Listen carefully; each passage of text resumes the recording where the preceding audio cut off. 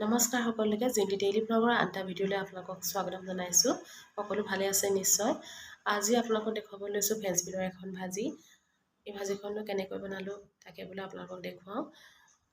আপোনালোকক এইখিনিতে এটা কথা অনুৰোধ কৰিছোঁ, যদি আপোনালোকে মোৰ চেনেলটো চাই ভাল পাইছে তেতিয়াহ'লে লাইক কমেণ্ট আৰু চেনেলটো ছাবস্ক্ৰাইব কৰিবলৈ নাপাহৰিব।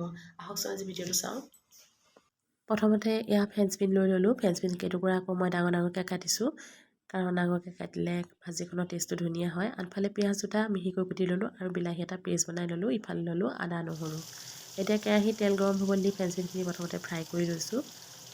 ফ্ৰেঞ্চ বিনখিনি ভালদৰে ফ্ৰাই কৰি ল'ব লাগিব প্ৰথমতে। এতিয়া ফ্ৰেঞ্চ বিন ফ্ৰাই হৈ গ'ল যিহেতু, এতিয়া টুকি ৰাখিলোঁ।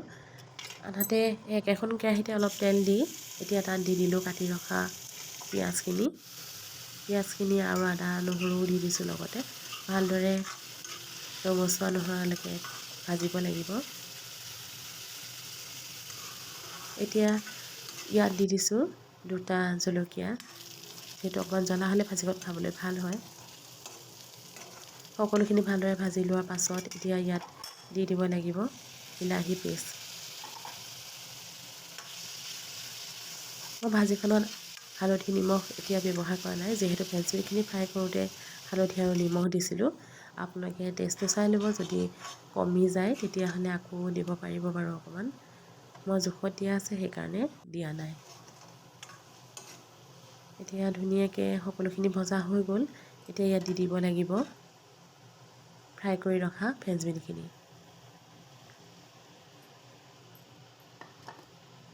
যিহেতু ফ্ৰেঞ্চ বিনখিনি ফ্ৰাই কৰি ৰখা আছে সেইকাৰণে বেছি দেৰি আমাৰ ভাজিখন ভজাৰ প্ৰয়োজন নাই। অলপ সময় এতিয়া ভাজিলেই হৈ যাব।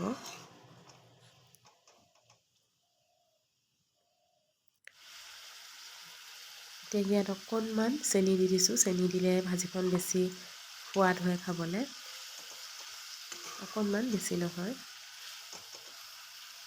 এই ভাজিখন আপোনালোকে ৰুটিৰ লগতো খাব পাৰিব, নাইবা ভাতৰ লগতো খাব পাৰিব। শেষত ভাজিখন যেতিয়া নমাবৰ সময় হ'ব তেতিয়া তাত দি দিছোঁ এচামুচ বাটাৰ। তেতিয়া খাবলৈ খুব ধুনীয়া হয়। এতিয়া আজি ভাজিখন ৰেডি। কেতিয়াবা আপোনালোকে এনেদৰে খাই চাবচোন। আজি ভিডিঅ'টো ইমানেই। ভিডিঅ'টো ভাল লাগিলে চেনেলটো ছাবস্ক্ৰাইব কৰিব। আজিলৈ আহিছোঁ।